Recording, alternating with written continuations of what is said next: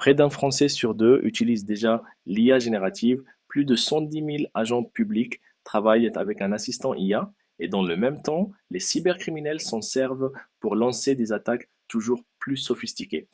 On vient de passer un cap. 2026 est en train de devenir l'année où l'IA sort définitivement du laboratoire pour s'installer partout, et ça change tout. Bienvenue dans ce nouvel épisode du débrief IA en 10 minutes. Aujourd'hui, on va décrypter ensemble comment la France est en train de devenir un véritable laboratoire grandeur nature de l'intelligence artificielle. Explosion des investissements, adoption massive par le grand public, déploiement dans l'administration, mais aussi alerte rouge sur la cybersécurité. On va voir ce que disent que les chiffres, ce que prépare l'État, qui sont les grands gagnants du moment. Et surtout, ce que ça change concrètement pour vous au quotidien, que vous soyez étudiant, salarié, entrepreneur ou responsable IT.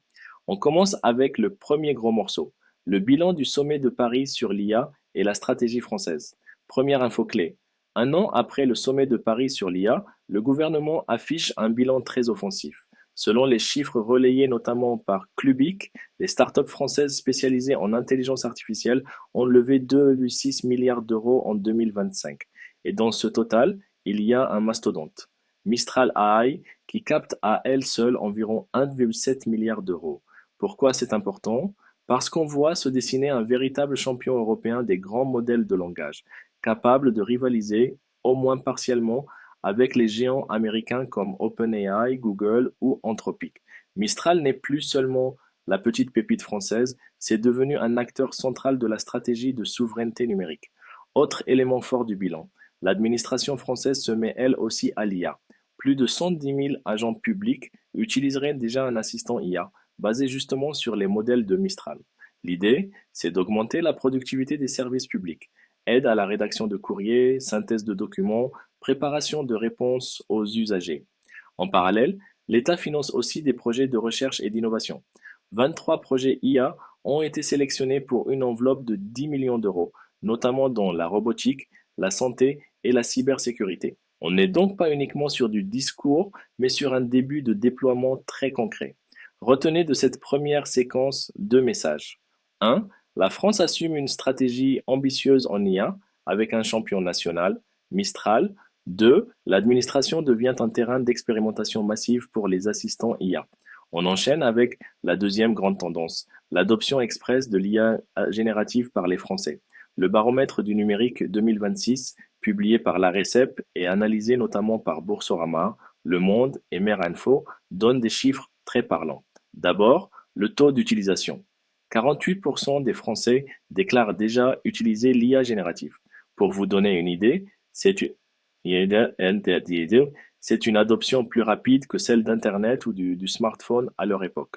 Et chez les jeunes, c'est carrément massif. 85% des 18-24 ans et jusqu'à près de 89% chez les 15-25 ans dans certaines études. Ensuite, le podium des outils.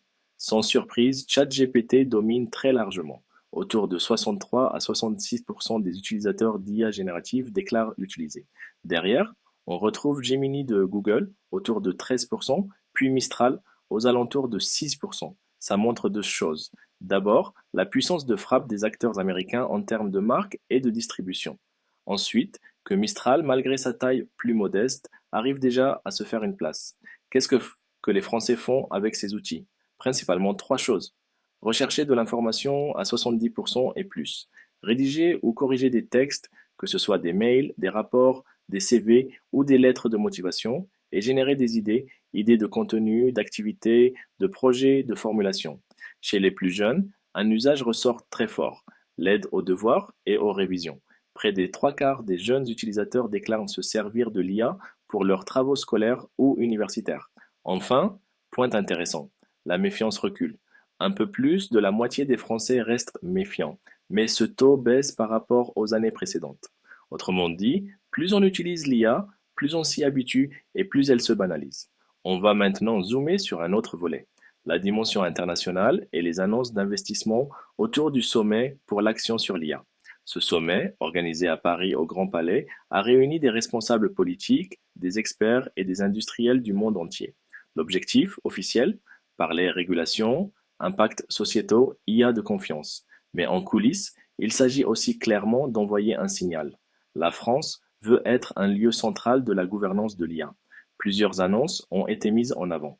D'abord, des montants impressionnants d'investissements privés annoncés en France, de l'ordre de dizaines de milliards d'euros. Les chiffres précis varient selon les sources, mais on parle de plus de 100 milliards d'euros d'engagement sur plusieurs années, venant de grands acteurs technologiques et de fonds internationaux. Ensuite, il y a la question des infrastructures. Un nouveau centre de données est annoncé, financé notamment par les Émirats arabes unis, sur un campus dédié à l'IA. L'idée est simple, pour entraîner et faire tourner des modèles de plus en plus gros, il faut des capacités de calcul massives et ces data centers deviennent des actifs stratégiques. On voit aussi émerger des initiatives comme un programme InvestAI visant à flécher des financements vers les projets IA, à la fois pour soutenir les startups, aider les grands groupes à se transformer et renforcer la recherche publique. Ce qu'il faut retenir, c'est que la France essaye de se positionner comme un trait d'union. D'un côté, attirer des capitaux et des infrastructures étrangères.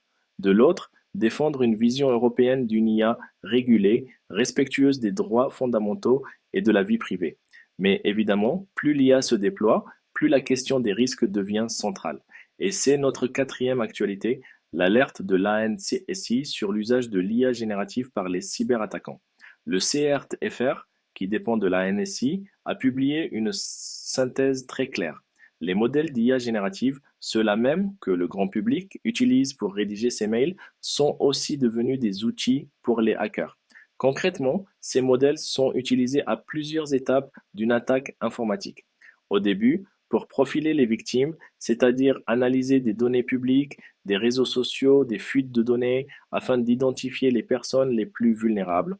Ensuite, pour générer des contenus de phishing extrêmement crédibles, dans un français impeccable, en adaptant le ton et le vocabulaire à la cible. Enfin, pour aider à écrire ou améliorer du code malveillant, ou au minimum pour assister des développeurs mal intentionnés. La NSSI insiste sur un point. L'évolution est très rapide. Les usages des attaquants changent au même rythme que ceux des organisations, ce qui veut dire que les mesures de sécurité doivent être réévaluées en continu.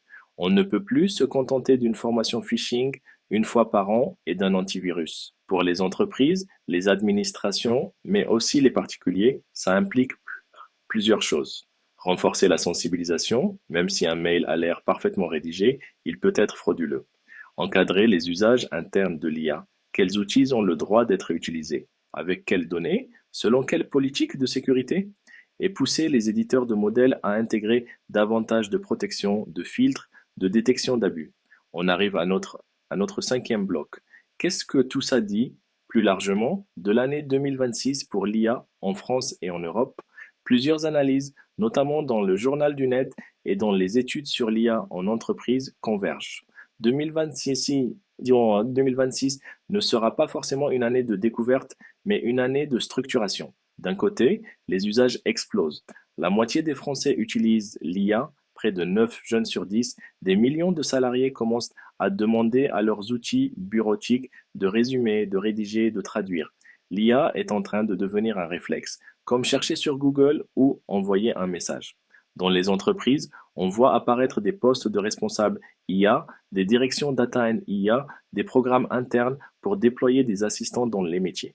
RH, juridique, relations clients, IT, finance. Les grands groupes, en particulier, testent des modèles open source, des LLM propriétaires, et commencent à choisir leurs architectures cibles. De l'autre côté, la régulation et la gouvernance essaient de suivre. Au niveau européen, l'AI Act impose un cadre de plus en plus précis. Au niveau national, on multiplie les missions d'information, les audits, les chartes d'usage, les feuilles de route pour les services publics. Ce qu'on observe, c'est un double mouvement. Accélération massive de l'usage, notamment porté par les géants américains et quelques champions européens. Et en même temps, prise de conscience très forte des risques, sécurité, vie privée, impact sur l'emploi, fiabilité des contenus. Pour vous, concrètement, ça veut dire quoi? Si vous êtes étudiant ou lycéen, l'IA va devenir un outil incontournable, mais vous allez aussi être de plus en plus encadré. Les établissements vont développer des chartes, parfois des systèmes de détection, mais aussi des formations pour apprendre à bien s'en servir. Si vous êtes salarié, vous avez tout intérêt à expérimenter ces outils de manière encadrée pour gagner du temps et monter en compétences. Ceux qui sauront piloter un assistant IA auront un véritable avantage comparatif. Si vous êtes dirigeant ou responsable IT, 2026 est probablement l'année où il faut passer d'expériences isolées à une stratégie IA claire. Quels sont vos cas d'usage prioritaires? Quels outils autoriser? Comment protéger vos données? Et comment former vos équipes? Pour conclure, on peut dire que la France entre dans une phase de maturité accélérée sur l'IA. Les investissements et la politique publique poussent fort, avec des champions comme Mistral AI et des initiatives comme le Sommet pour l'action sur l'IA. La population s'approprie très vite les outils, surtout les plus jeunes, avec une domination nette de ChatGPT et une percée progressive des alternatives. Mais les risques, notamment en cybersécurité, montent au même rythme, ce qui oblige à repenser nos pratiques, nos formations et nos règles du jeu. Dans les prochains mois, l'enjeu ne sera plus de savoir si on doit utiliser l'IA, mais comment on l'utilise intelligemment, de manière sécurisée et responsable. Si ce débrief vous a aidé à y voir plus clair sur l'état réel de l'IA en 2026, pensez à vous abonner, à liker la vidéo et à la partager à quelqu'un qui commence à se poser des questions sur l'IA au travail ou à l'école. On se retrouve très vite pour un nouveau point en 10 minutes sur l'actualité des LLM et de l'IA.